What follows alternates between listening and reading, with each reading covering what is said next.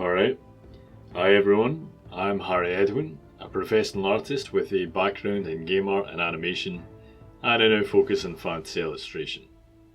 I've learned a lot from watching artwork time-lapses and commentaries, so I decided to make some of my own for new pieces. And here I'll talk about my process from start to finish. I hope it can be helpful or at the very least interesting. The video here is played at 16 times speed, and the commentary won't necessarily match up with the video, so don't worry about that. I'll be talking about a lot of things that may come in the future of the footage or have already happened in the past.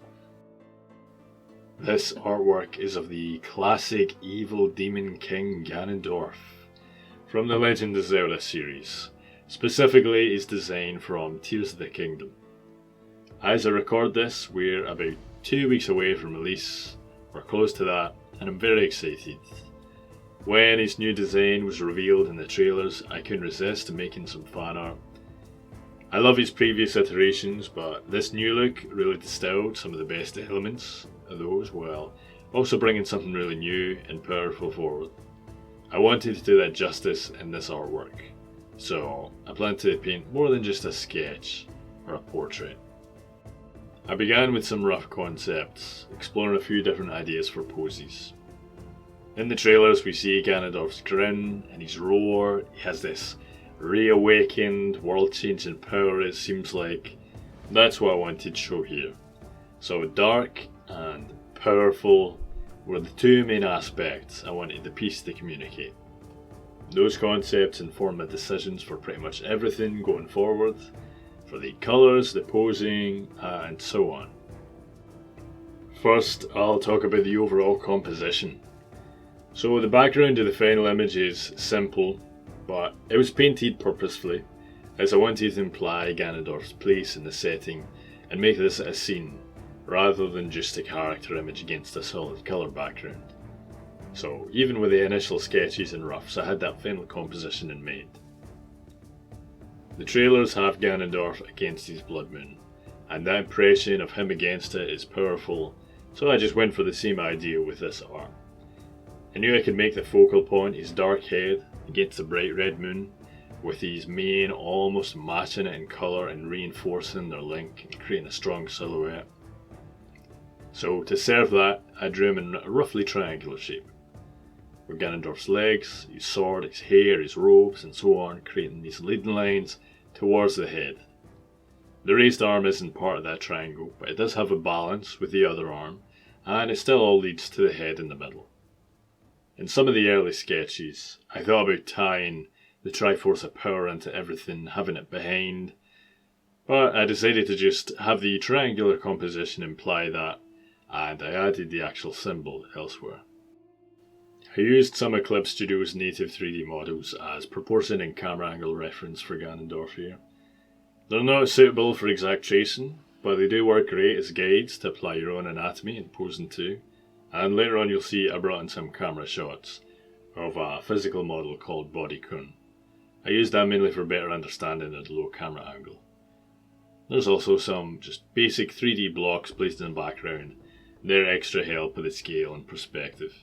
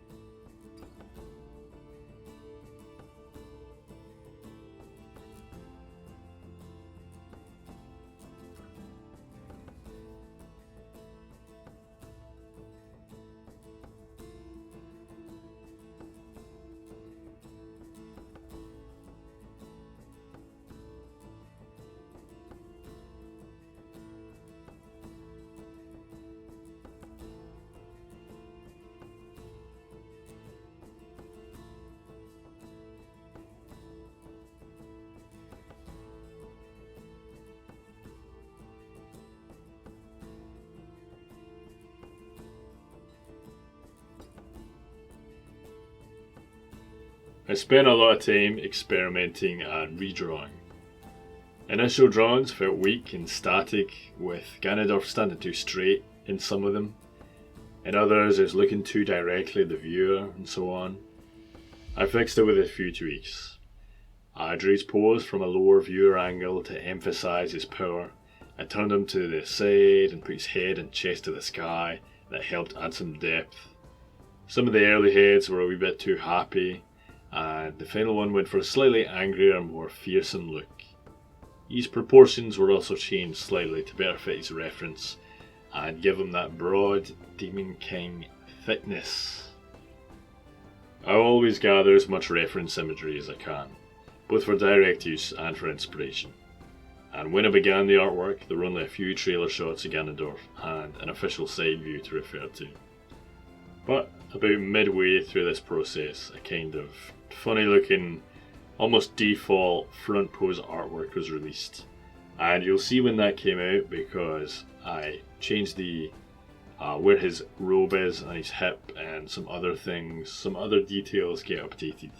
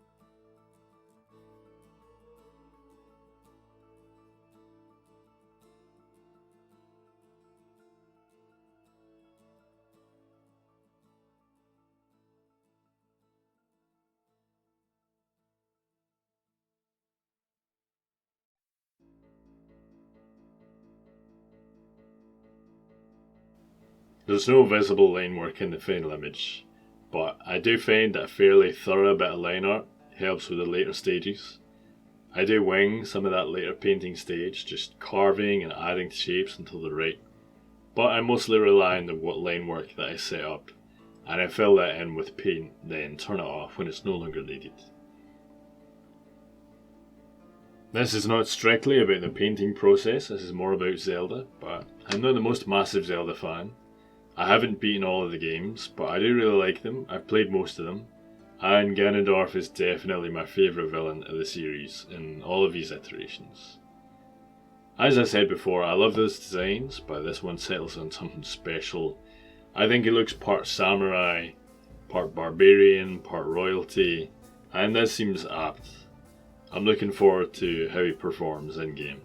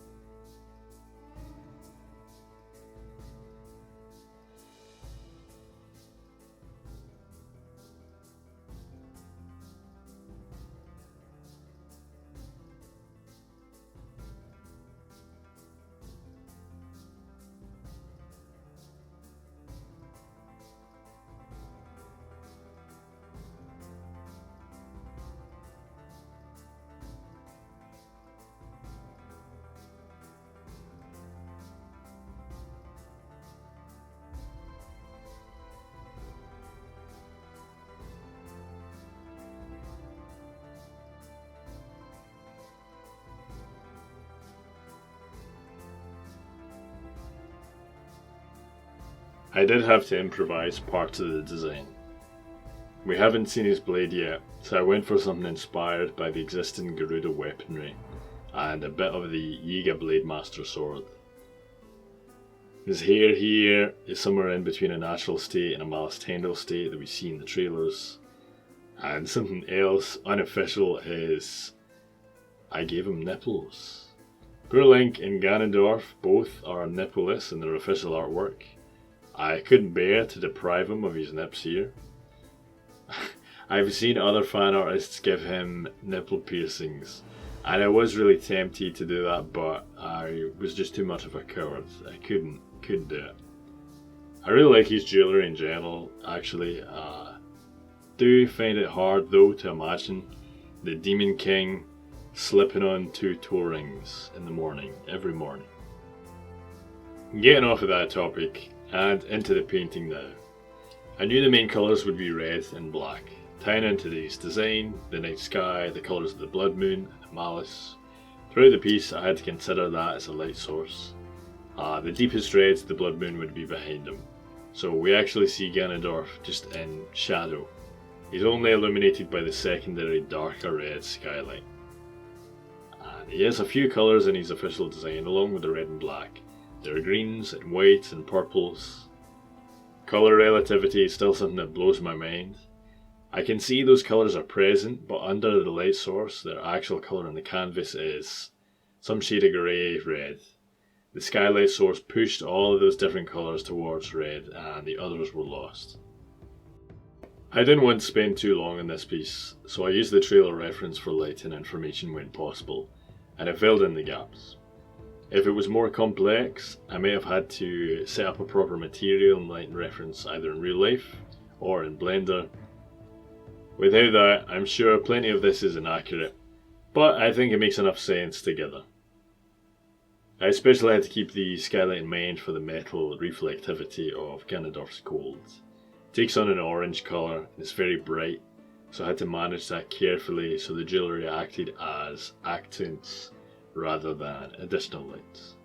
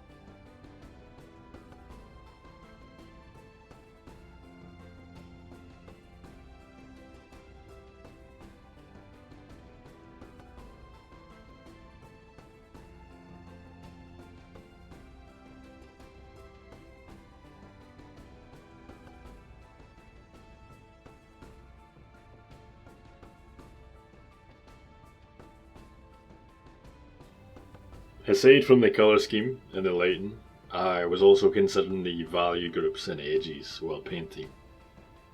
Ganondorf has a lot of details in his design with bits of patterning, intricacy in the jewellery, different layers of fabric across him. But I didn't want those to be distractions. Those should be secondary points of interest to look over after the main impression of the face. One way to help those elements recede was by grouping values. By combining different parts of the design into masses of similar levels of darkness and light, the image looks simpler at first glance, so the focal point is more striking with its contrast, and everything additional can be investigated afterwards. You can see the island floating in the background, Hyrule Castle, has its shadow side almost matching the sky. Ganondorf's robe skirt, the sleeve, the sheath, they come together as this dark mass, along with the ground and the walls. Those walls kind of match the sky. The red of the blood moon is almost one with his hair. There's a lot of form changes in the different shapes, the musculature around his ribs and lats and arms that might get complex, but they're simplified by the shadow being pretty much one dark value against a broad value for the skin's light side. A lot of the greys in his legs are very similar, just different enough to show changes in material, but close in value too, so they can be read as one shape. That's the most important thing when grouping the values for simplicity. The similarity within a value group should be close enough to match, but you should still be able to distinguish different mediums, different shapes and objects and materials and so on. As for edges, they can be points of contrast between different shapes and shadows and colours, so they're another element to be controlled. The edges that shouldn't demand attention were softened like the cloth shadows in the main, and you can see sharper edges and smaller details present in areas like the head. That's another method to emphasise the focal point, put all those contrasting sharp edges there. I softened the edges just through brushwork using gradual transitions and lighter touch, and that's how I sharpened them too, with harder strokes and stronger changes in colour.